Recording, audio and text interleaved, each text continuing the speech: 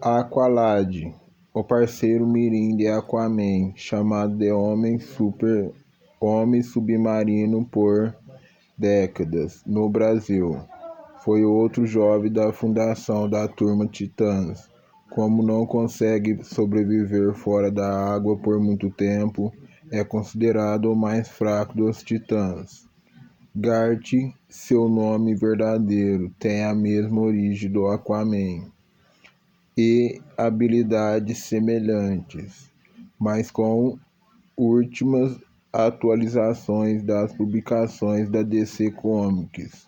Na atualidade, o Aqualad passou a ser outro Jason Weed, filho de Black Manta, durante os eventos de Brigstead Day. Ele se tornou Aqualad. Nasceu em Jebel, uma colônia de Atlântida localizada nos Triângulo das Bermudas.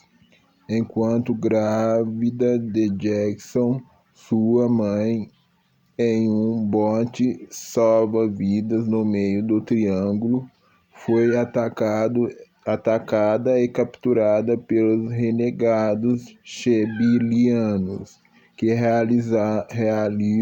realizaram experimentos em Jackson, que tem o nome de Calduan em Shebelinês. Sua mãe veio a falecer durante a experiência, mas o jovem ganhou o poder de manipular tudo que envolve água. Tem respiração aquática e tem alteração anatomofisiológica. Ao contato com a água, o garoto apresenta guelras e membranas entre os dedos.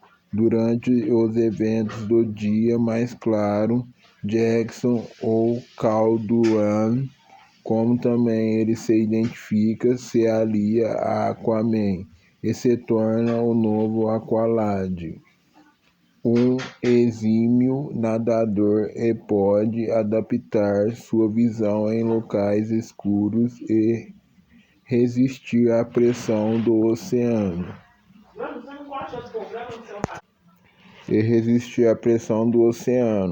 Os Titãs. Existem vários sidekicks por esse universo das HQs. Todos esses coadjuvantes são de extrema importância e não só meros ajudantes. Eles conquistaram a autonomia e capacidade de criar grupos onde cada um é considerado um herói na história. Todos os jovens desse universo são certamente tão promissores que, se deixados sozinhos, são capazes de salvar uma cidade. Em 1964, a revista em quadrinhos da DC, Brave and the Bold 54, apresentou uma aventura que reuniu pela primeira vez este grupo de heróis adolescentes chamado a Turma Titãs. Tem Titã no original. O trio era composto no início apenas por 3 jovens: Robin, Kid, Flash e Aqualad. Com o tempo vieram Moça Maravilha, parceira da Mulher Maravilha, e Ricardito Speed, no original parceiro de Arqueiro Verde. O grupo atuou junto por anos e, com o tempo, receberam novos integrantes, todos adolescentes. Na trama da história de estreia, Robin, Kid e Aqualad unem-se para deter a ameaça do Senhor Ciclone em uma cidadezinha do interior. O segundo encontro foi mais emocionante. Os 3, mais Moça Maravilha e Ricardito, enfrentam seus mentores, que haviam sido dominados pelo maligno Antítese. Foi nesse segundo encontro que os 5 adolescentes decidem tornar-se oficialmente uma equipe. Os integrantes, no entanto, continuavam a atuar ao lado dos super-heróis principais nas revistas de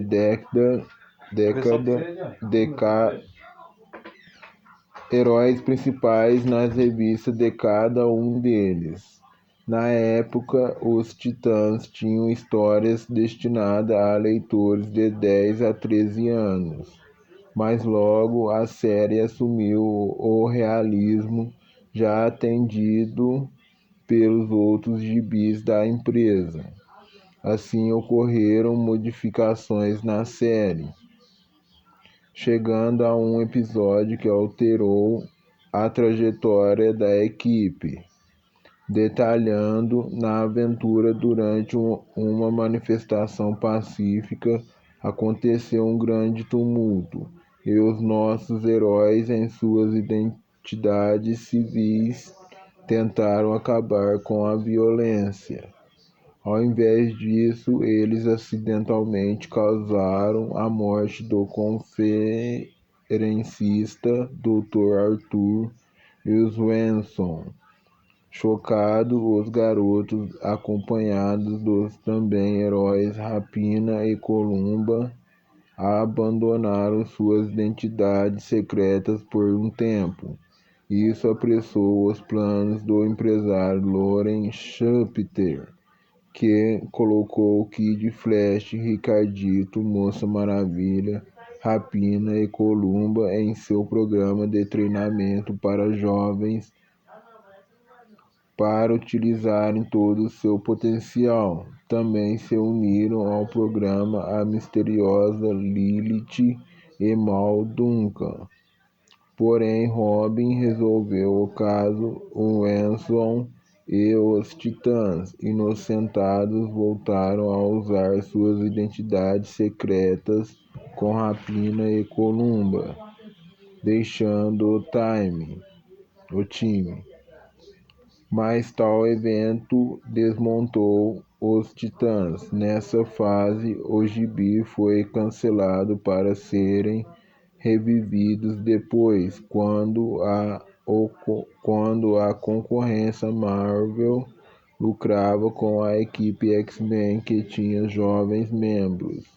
Isso nos anos 1980, batizado de New Titãs no Brasil, os Novos Titãs.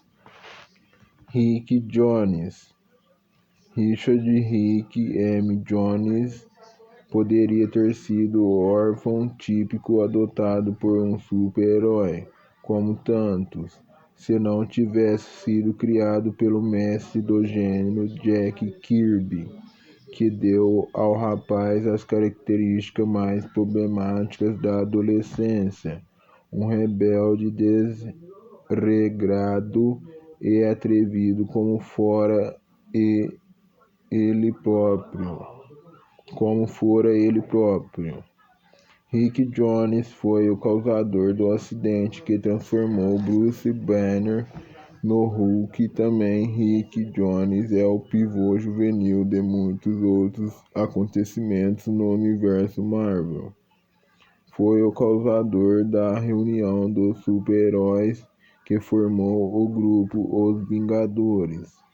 Fez parceiros com Hulk, Capitão América e Capitão Marvel, e ainda se tornou o Hulk azul. Rick, o jovem problemático, órfão e delinquente expulso de diversas escolas por mau comportamento, que fugiu de uma instituição para tentar a carreira de cowboy pelo sudoeste dos EUA. Meteu seu carro no deserto sem saber que uma nova bomba estava para ser testada lá. O Dr. Bruce Banner, criador da bomba Gama, correu para fora da área de segurança e salvou Rick Jones da explosão, mas foi atingido pela explosão e passou a se transformar em Hulk. Jones, o único que sabia que Barney era o Hulk, se culpando, se tornou seu parceiro, acompanhando-o pelo país nas primeiras aventuras. Em Nova York, Jones organizou um grupo de entusiastas de rádio amadores, formando a Brigada Jovem para localizar as atividades do Hulk. Um caso levou a brigada a procurar a ajuda do Quarteto Fantástico. Jones também esteve envolvido nessa reunião de vários heróis solo, que acabaram por formar os Vingadores. Jones se aliou ao grupo, tornando-se um membro honorário da equipe e lá permaneceu mesmo após a saída de Hulk do grupo. Jones voltaria a ajudar o Hulk, mas como o Verdão em um estado selvagem. Nem mesmo o Rick aceitava, então o rapaz, salvo pelo Capitão América, acabou optando por ser um novo Bucky. Isso causou, a princípio, fúria no herói patriota. Depois aceitou a parceria, mas chegou ao fim após um desentendimento entre eles, causado por um vilão que controlava a mente do Capitão América. Jones se viu mais uma vez sozinho e acabou por se meter com os alienígenas Carrie. Logo, Rick Jones passou a trocar de lugar com o Capitão Marvel, que vivia aprisionado na tal zona negativa. Enquanto Rick estivesse na Terra, Marvel estaria na zona negativa, e vice-versa. Quando a presença do Capitão se fazia necessária na Terra, neste período, Rick Jones começou uma carreira de cantor e músico. Então, uma batalha contra a entidade conhecida por Super Adiptoide na Mansão dos Vingadores. O Capitão Marvel conseguiu separar seu corpo de Rick. O Super Adaptoide foi enviado para a zona negativa no lugar de Rick, que passou a coexistir com Marvel na Terra. Porém, uma guerra entre alienígenas envolvendo Marvel afetou Jones. O Capitão Marvel, para salvar Jones, acabou morrendo de câncer. Evento célebre ocorrido na primeira graphic novel da Marvel, a morte do Capitão Marvel. Mais tarde, Jones se tornou parceiro do Hulk. Novamente conheceu Ron, o Cavaleiro do Espaço, o que levou Jones para as estrelas, mas voltou a atuar ao lado do Hulk, como guarda-costas do Dr. Barney. Jones conheceu então Marlo Chandler, com quem se casou e escreveu um livro, um best-seller, autobiografia da parceria com vários super-heróis. Marlo morreu e Rick ficou paralítico, mas sua situação reuniu os Vingadores de várias eras. Jones foi curado na saga Vingadores Eternamente, escrita por Kurt Busiek e desenhada por Carlos Pacheco. A obra, que é uma grande homenagem a várias aventuras dos Vingadores. Rick então se une ao novo Capitão, filho do primeiro. Os dois jovens, Rick então se une a um novo Capitão Marvel, filho do primeiro. Os dois jovens passaram anos juntos, trocando de átomos como Rick fazia com o Capitão Marvel anterior. Essas histórias histórias misturavam bem ação com comédia, por uma derrapada editorial do poderoso diretor da Marvel, Joe Quesada. A revista que unia Jones e Jovem Marvel foi descontinuada, mesmo com os fãs reclamando. Recentemente, Rick se transformou no Mega Monstro Azul Bomba A 2009, na saga A Queda dos Hulks. A saga de Rick Jones é muito diferente da vivida por todos os Siderkicks, por ser ele um personagem atuante, um universo sem frequente continuidade que é o da Marvel. Por isso todos aguardam uma nova fase para ele, mesmo que ele venha a ser um tipo de Catatal, parceiro de Zé Colmeia e Barney, do Fred Flintstone. Siderkicks para todos. Listamos alguns dos mais importantes e seus mentores. Kick Marvelman 1955. Kid Supreme 1993. Tim Terror Negro 1941. Ébano Branco T-Spirit 1940. Jack Marvel Jr. Jack Marvel Man 1955. Aquagirl Aquaman 1967. Aquagirl Lorena Marquez Aquaman 2004. Aqualad Gart Aquaman 1960. Batgirl Bat Kenny Batwoman 1961. Batgirl Bárbara Gordon 1967, atual Oráculo. Batgirl Cassandra Cain 1999, que virou Black Bat. Dobby Dickiles Lanterna Verde 1941. Jimmy Olsen Superman 1941. Robin Dick Grayson Batman Abril 1940, que virou Asa Noturna e Batman.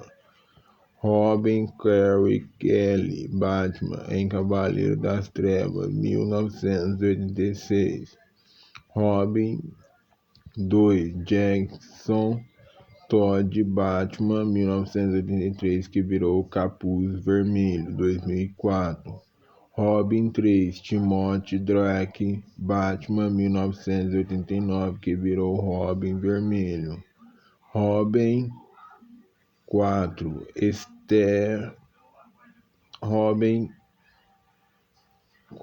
Stephanie Brown Batman 2004, que virou Batgirl 4. Robin 5 Damian Wayne Batman 2009. Pat Rose Superboy 1961. Ricardito Speed Arqueiro Verde 1942, virou Arsenal, depois virou Arqueiro Vermelho.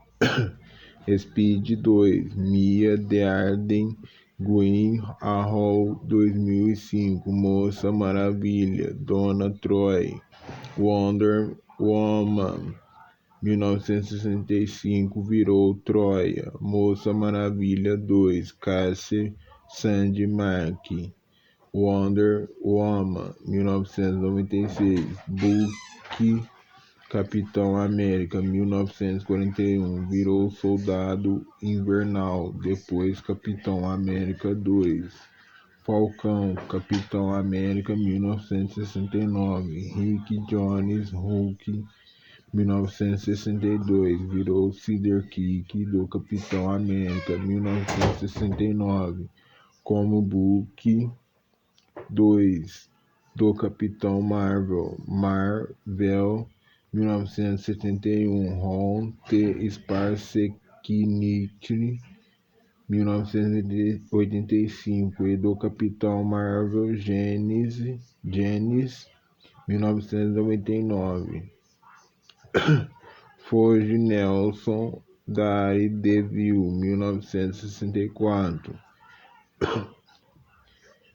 Jim Rhodes, Iron Man, 1979, virou Iron Man depois War Machine. Sun-Girl, Tocha Humana, Android, 1948. Centelha, Touro, Humano, Torque, Android, 1940. Wong Wong, Doutor Stranger, 1963. Capítulo 15. Superiores, o melhor do gênero para o... Com licença, mas agora vou tratar de minhas preferências, coisas do passado, pois agora sei que muitas das cenas importantes das HQS, de filmes e da própria vida, vêm para todos, com o tempero de nostalgia. No meu caso, quando eu fazia fanzines e convivia com colecionadores na década de 1970. Por Franco de Rosa, Marvel. Os gibis de super-heróis mais memoráveis, no entanto, são aqueles dos 3 anos de estreia da Marvel aqui, com Capitão América, Príncipe Submarino, Homem de Ferro, Hulk e Thor.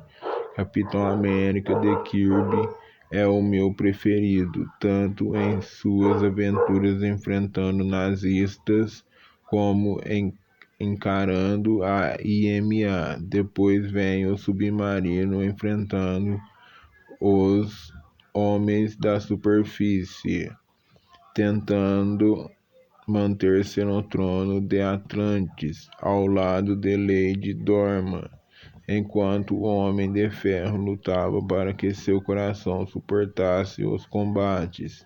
Thor atuava como um ser realmente superior, enquanto Hulk demolia tudo e a cada edição ficava cada vez mais incontrolável.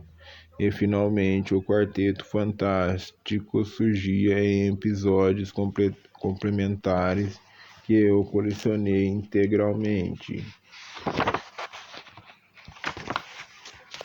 comprando revista em duplicata só para ficar com as páginas desta série que eu mesmo encadernei. Uma segunda onda trouxe novos heróis da Marvel em 1969, Homem-Aranha e Demolidor, que passaram a ser meus preferidos. Stan Lee e Steve Ditko criaram as mais inesquecíveis das histórias em quadrinhos do Aranha, e talvez as melhores de todos os tempos. A HQ Despedida de Ditko, então, é uma obra-prima, mas basta a gente folhear os gibis que a história vem toda à lembrança, se bem que a revista ficou ainda melhor com a entrada de John Romita e Gil Kane na parte dos desenhos e roteiros. Gwen Stacy. É sabido que Lee criava os argumentos, mas nem sempre fazia os diálogos, e os próprios desenhistas faziam as histórias a partir dos resumos apresentados por Lee. Mais que resumos, que poder de síntese o cara possuía. Homem-Aranha virou uma autêntica novela, que teve como ponto culminante a morte de Gwen Stacy, a namorada do herói, e suas consequências, onde o vilão Duende Verde, que matou a mocinha, é destruído pelo Aranha. Fatos jamais antes experimentados nos quadrinhos, totalmente arrebatador. O Demolidor me conquistou por ser ele um jovem cego, porém com poderes complementares muito interessantes. As primeiras histórias repletas de vilões exóticos, com histórias transcorridas em situações urbanas de uma megalópole, era fascinante. Os desenhos limpos de Wallace Wood, os elegantes traços de Joe Orlando e depois o dinamismo do ilustrador Gene Colan fizeram deste super-herói o meu preferido. Afinal, todo mundo que eu conhecia lia gibis, lia o Homem-Aranha. Eu prefiro colecionar aquele que não era tão popular e que, de quebra, possuía os melhores desenhos, no caso, o de Gene Colan, a quem eu imitava copiando cenas e cenas desenhadas por ele.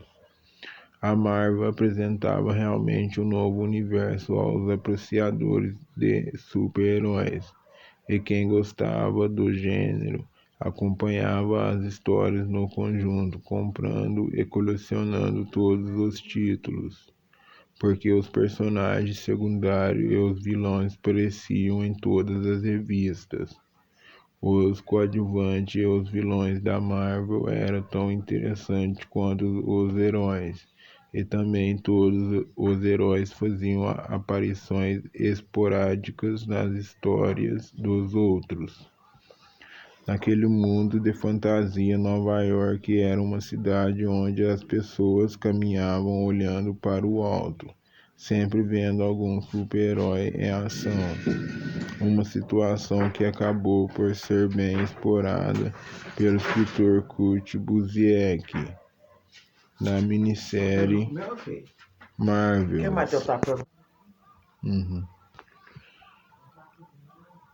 Aliás, uma obra que consegue reproduzir o clima daqueles primeiros anos dos super-heróis Marvel, inclusive escrita em um título narrativo semelhante aos roteiros daquela época. Batman. Felizmente, a DC Comics seguiu a trilha inovadora da Marvel e adaptou seus personagens para o tipo de histórias mais realistas implantadas por Stan Lee. Assim, Batman perde a parceria de Robin. Superman tem seu alter ego, Clark Kent, reformulado, passando a ser um repórter de TV. Diana, a Mulher Maravilha, perde seus poderes e passa a atuar como um agente especial. Lanterna Verde e Arqueiro Verde tornam-se autênticos representantes da filosofia Whip. Superboy, Supergirl, a Legião dos Super-Heróis, Batgirl, Robin e a Turma Titã ganham mais espaço em histórias antológicas. São os super-heróis adolescentes que passam a conquistar a atenção do público leitor na DC. A Legião dos Super-Heróis e Turma Titã eram meus títulos preferidos da DC. Os dois gibis eram publicados pela Ebal em preto e branco, apresentaram histórias memoráveis e também porque as vidas comuns dos personagens, quando não utilizavam superpoderes, despertavam tanto interesse ou mais que os seus superfeitos. Mas eu possuía um hábito maluco, colecionava as histórias back-copies, sempre arrancava as páginas finais dos gibis, colecionando e encadernando as aventuras curtas que completavam as revistas.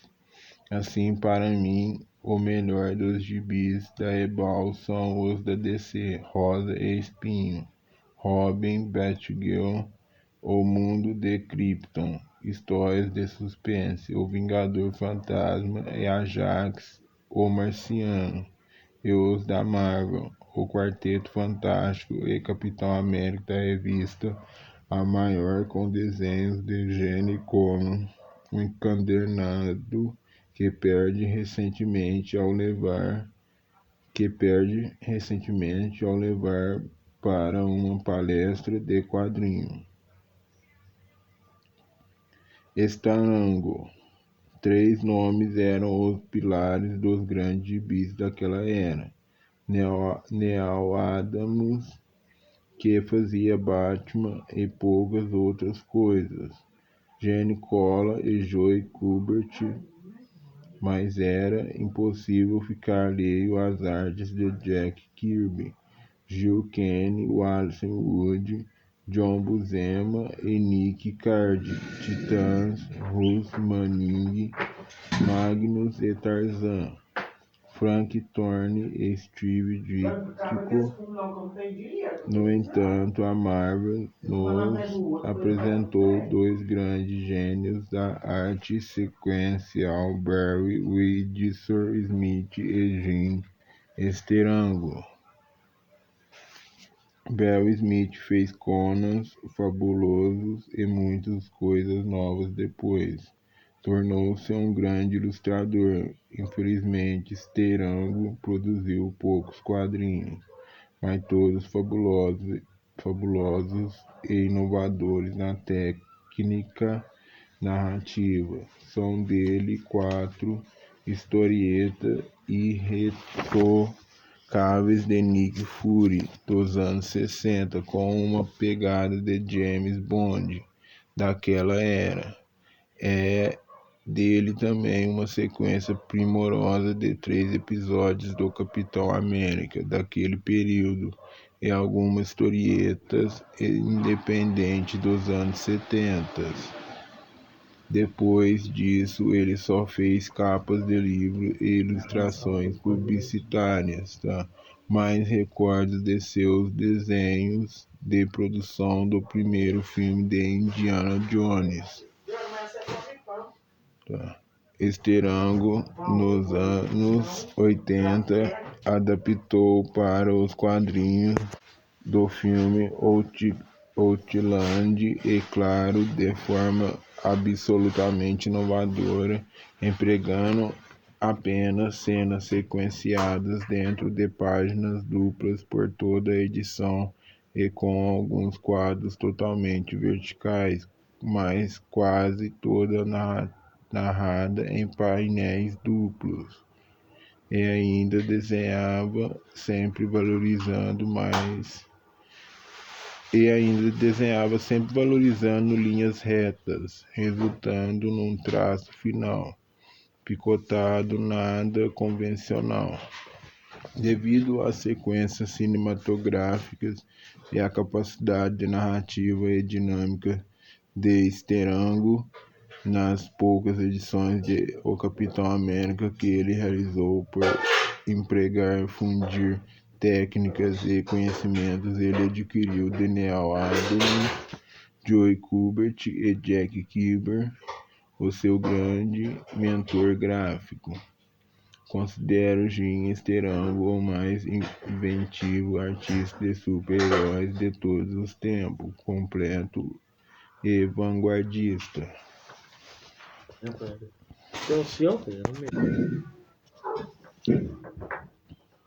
Over. É preciso ter muita paciência para acompanhar a atualização do universo de super-heróis que eu tanto devorava nos anos 60 e 70. Vejo que hoje eles são aglomerados em minisséries e maxi-séries e massificados em crossovers, por demais repetitivas, nas quais se explora muito a pancadaria e os diálogos. Parece uma versão overgráfica em ritmo de sitcom. É verdade que admiro muito o visual dos quadrinhos atuais de super-heróis, pois atingiram um requinte gráfico e alta qualidade nos desenhos que eu jamais pude supor. Superam em muito momentos gráficos de obras como Príncipe Valente, Flash Gordon e Terry e os Piratas, ou então revolucionários desenhos de Neal Adams, Carmine Infantino e Marshall Rogers do passado comparado com obras atuais como Guerra Civil ficam pobres qualidade, mas na essência o conteúdo das novas aventuras é pífio para quem já leu muitos quadrinhos. A repetição faz tudo virar clichê. São raras as novidades. Acredito que quem conhece muitas peças de teatro e literatura ao assistir e comparar as telenovelas brasileiras, que são muitíssimo bem feitas, não vai se encantar, pois conhece bem as raízes de onde os temas são tirados. Mas a questão da nostalgia em muitos momentos me incomoda, porque eu também não consigo reler os super-heróis dos anos 60 e 70, depois de devorar Batman, o Cavaleiro das Trevas, o Aquaman, American Flak, a minissérie Caçador, o Arqueiro Verde de Mick Grill, Batman Ano 1, Demolidor, Amor e Guerra, A Piada Mortal, Elétrica Assassina, Elétrica Vive, V de Vingança e o Incal de Moebius e Jodorowsky. Os gibis de super-heróis, salvo exceções, ficaram sem graça pra mim, mas gosto de ler as novas histórias de super-heróis que mantenham o ritmo narrativo dos anos 70 e 80, mas não suporto aquelas que buscam inspirações nas décadas de 1940 e 50. Os gibis de super-heróis nos anos 70 e 80 possuem uma técnica narrativa que valorizava o conteúdo literário mesclado a uma espécie de narrativa gráfica de rupturas na qual muito do que ocorria na cena ficava apenas explícito.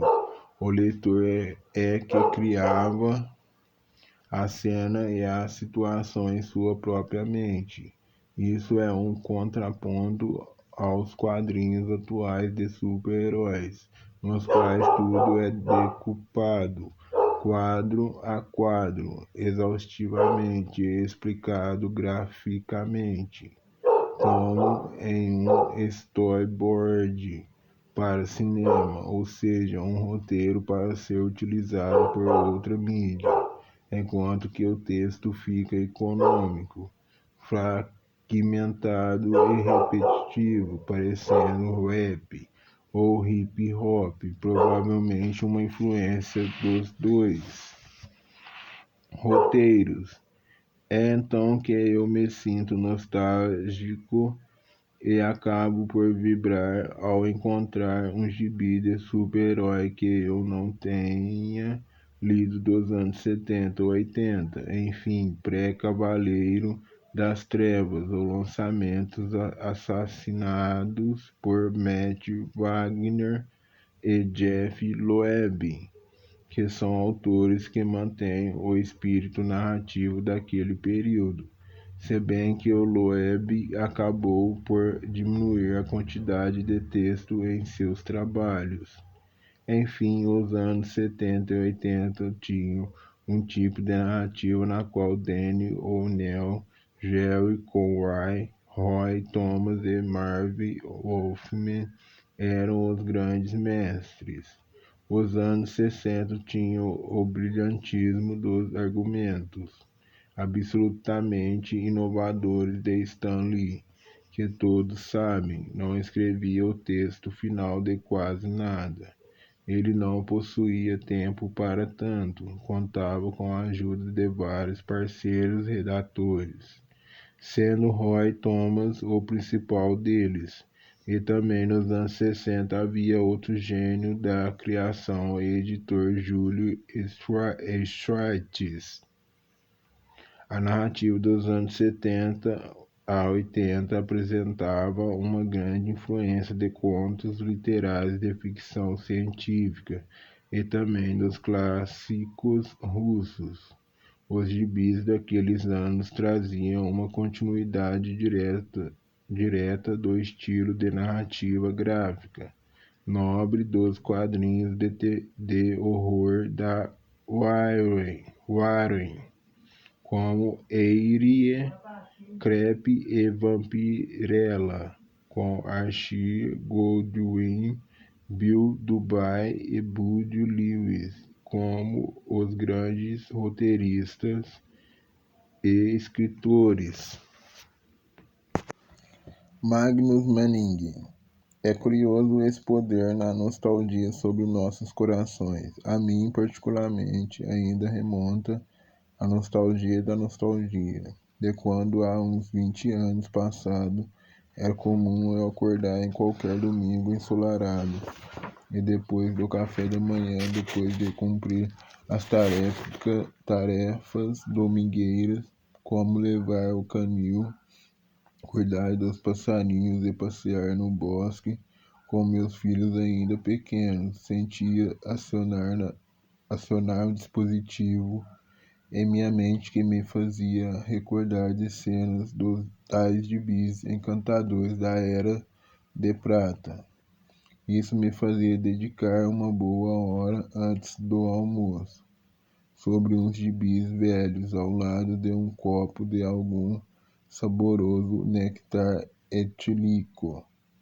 Assim folheava uma edição de Magnus contra os Robôs, de Russ Manning, na qual, pela milionésima vez, admirava os golpes que o herói desfere contra os robôs. E lia mais uma vez a onomatopeia, extraí o som que o robô emite ao receber o golpe e ter seu pescoço partido. Então me transporto para as páginas de Magnus e sigo viajando como ele, que ia deitado de bruços em aeronaves que pareciam um estojo de lata fininho. Admirava as suaves curvas que o vestido transparente da heroína não escondia. Vestido esse que hoje é usado nas ruas de São Paulo, comprovando mais uma vez como o quadrinho é uma ciência da antecipação. Magnus de Manning, Perdidos no Espaço, de Dan Spiegle, Migit Sanson, de Frank Thorne, são os meus preferidos nas manhãs de domingo, mas por evocarem algo abstrato de minha nostalgia. Estas revistas foram lançadas aqui pela editora O Cruzeiro, coloridas e mal impressas em papel jornal vagabundo, mas adoro folheá-las. Elas já estão super gastas. Perdidos no Espaço é a série que deu origem ao seriado da TV. Possui apenas 4 personagens e histórias muito inteligentes. Não tem o Dr. Smith nem o robô, que eram as grandes atrações na TV. Sansão era um cara que vivia numa Nova York no futuro, pós-apocalíptica, cheia de seres mutantes, apresentando muitos clichês do gênero FC. Os desenhos de Thorne dinâmicos são um show à parte. O artista realizou Tomahawk e O Filho de Tomahawk, lançados pela Ebal, séries que eu curtia muito no começo dos 70. George Wilson, Solar, um super-herói nuclear da Gold Key, que a Ebal publicava impresso em preto, magenta e branco. Era outra série que me impressionava pela força dos desenhos realistas de Bob Fugitani. não creditados e os roteiros científicos e detetivescos bem inteligentes.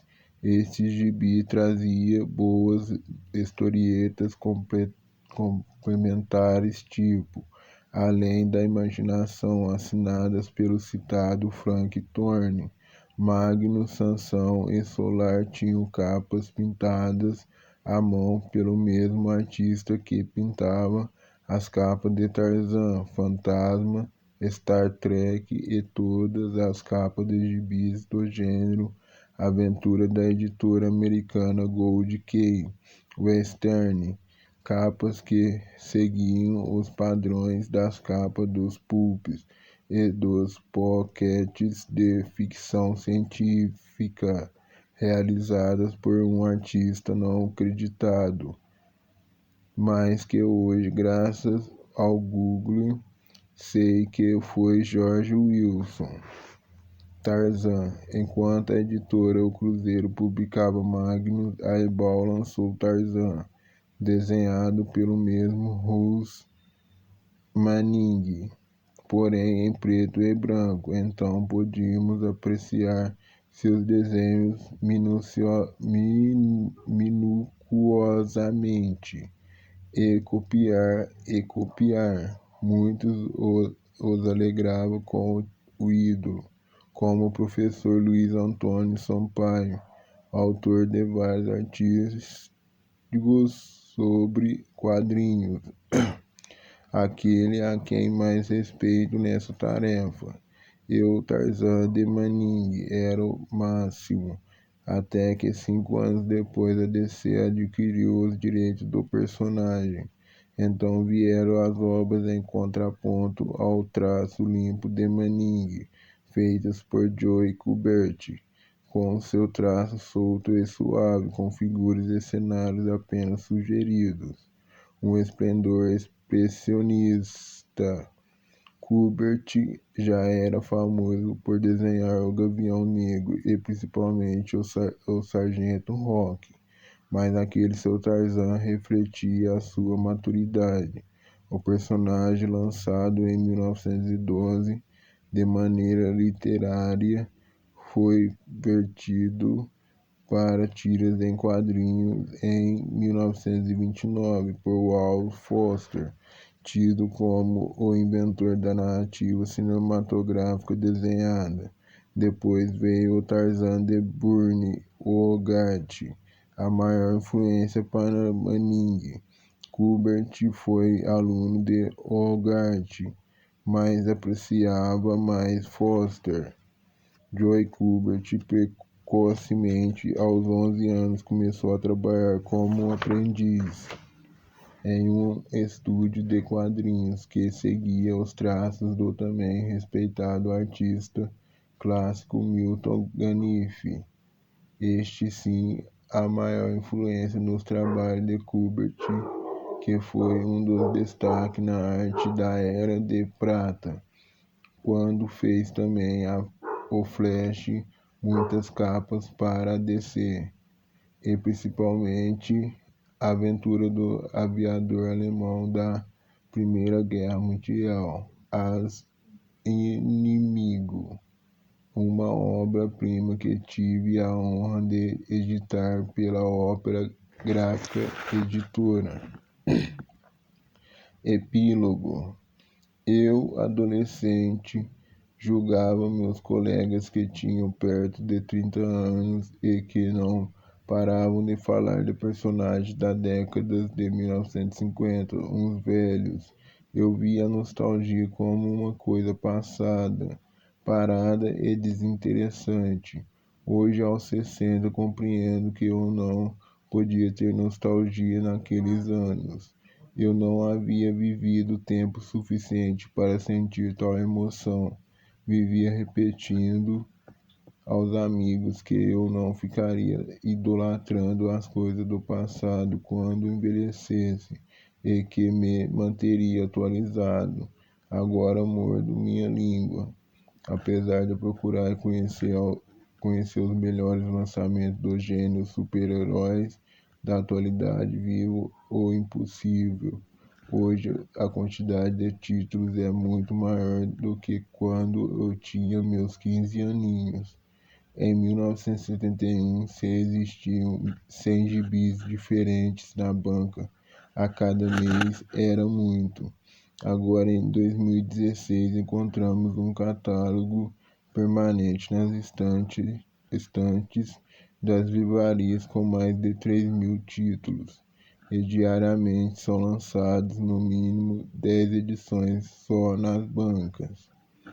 Assim, meu foco também mudou. Dos super-heróis só leio os que são muito inventivos, pois li tanto do gênero que os temas me soam redundantes.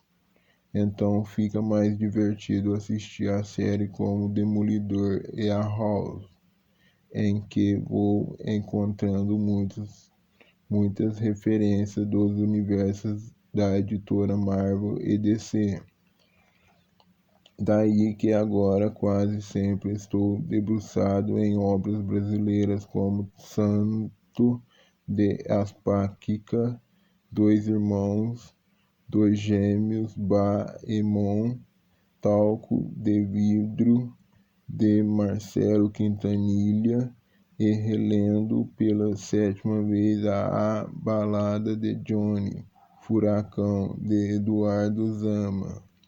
Mas todos os dias, quando paro diante de banca que fica, todo dia que paro diante da banca que fica a menos de 10 metros da porta do edifício onde moro, meus olhos hipnoticamente são levados aos lançamentos, às capas deslumbrantes dos super-heróis.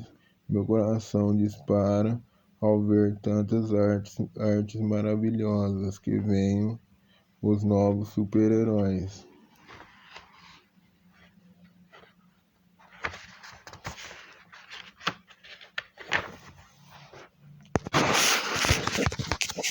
Capítulo 16. Criação. As inspirações que geraram super vilões originais.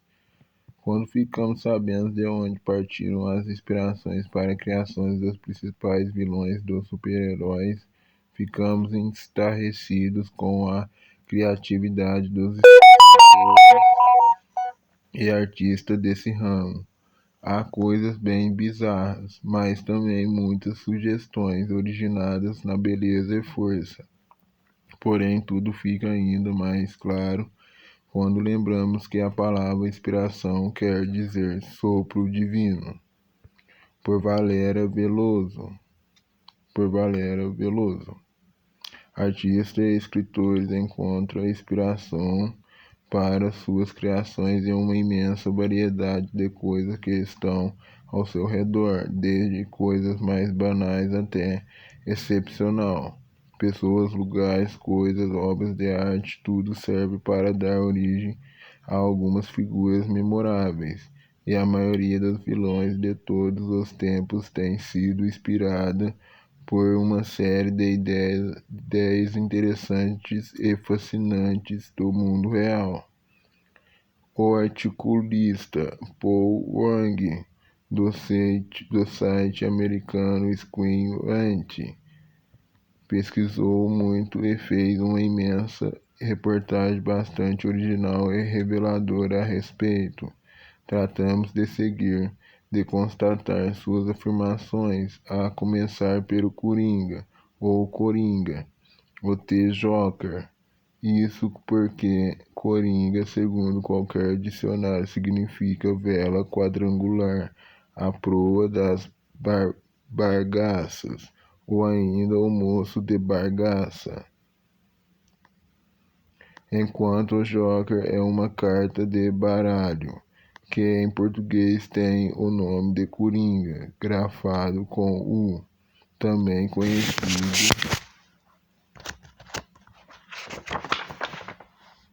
como Melee.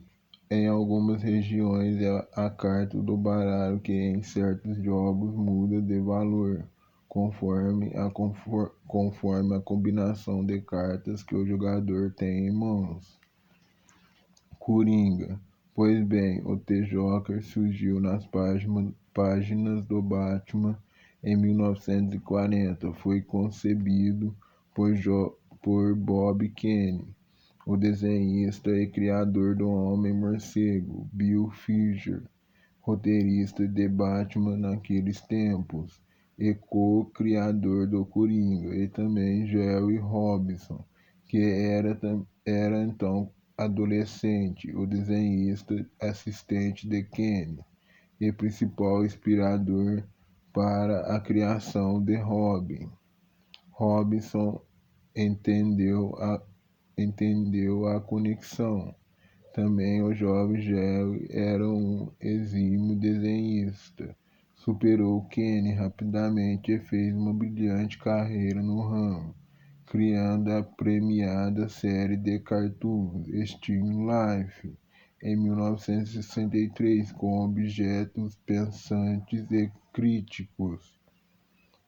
Mas o Coringa foi inspirado na cara e figura do ator Conrad Veidt, quando compôs o personagem principal do filme, The Man Who Laughs, O Homem que Ri, um filme mudo norte-americano de 1928, dirigido pelo cineasta impressionista alemão Paul Leni. Bob Kane declarou: Jerry Robinson veio a mim com uma carta de baralho do Coringa, dizendo: parece com Conrad Veidt, o ator de O Homem que Ri, de Victor Hugo. Sabe, Finger tinha um livro com uma fotografia de Conrad Veidt. Mostrou para mim e disse: aqui está a Coringa. Mas Robinson, por sua vez, declarou nesse primeiro encontro: quando eu mostrei a eles aquele esboço do Coringa, Bill disse que se lembrou de Conrad Veidt em O Homem que Ri. Ele pôde ter o crédito, e o próprio Bob também, mas todos nós tivemos um papel nisso. O conceito era meu. Mulher Gato também é de Batman a figura seguinte: Mulher Gato ou Catwoman, no original, que também estreou em 1940, absolutamente inspirada na figura da sedutora atriz Joan Warlock, associada à esplendorosa prima de Bob Kane, Ruth Stell. A personagem foi criada por Kane e seu parceiro nos roteiros de Batman, Bill Finger, como afirmou Kane em sua autobiografia Batman and Me de 1989. Quanto aos gatos, Kane disse: eu senti que as mulheres eram criaturas felinas e os homens eram parecidos com os cachorros, que são fiéis e amigáveis, enquanto os gatos são malandros, introspectivos e imprevisíveis. Eu me sinto muito mais acolhido com cachorros perto de mim. Os gatos são difíceis de entender quanto as mulheres. Bem, não dá pra negar que é o lado machista dele que dá a cara a bater. Cavaleiro Vermelho, o mais conhecido inimigo do Capitão América, fez uma estreia em 1941. O Cavaleiro Vermelho, o Red Skull, no original, mas é chocante a fonte inspiradora para a figura deste vilão. Um sorvete, o sundae de chocolate com uma cereja no alto. O co-criador Capitão América Joe Simon revelou em sua autobiografia My Life in Comics que este tal de leite frio confeitado foi a inspiração bizarra e original para aquele sujeito alucinado de cara vermelha. Disse: eu estava sempre pensando em heróis e vilões. na época, com 1010 nadando na minha cabeça. Então olhei para aquele sundae de chocolate assentado à minha frente, com sorvete de baunilha e com caldo quente que escorria na lateral. Foi intrigante, a calda quente parecia com membros, pernas, pés e mãos. Fui refletindo comigo mesmo. Nossa, isso dá um vilão interessante. Pensei, vou chamar de calda quente. É só colocar uma cabeça sobre ele e fazê-lo todo derretido. Mas eu olhei novamente para o sundae e vi aquela grande cereja no topo. A cereja parecia uma caveira. Uau, eu disse para mim mesmo, caveira vermelha. Isso parece bom, pois é, Joey, velhinho, nós leitores concordamos com você, é muito bom, tanto o vilão quanto o sorvete.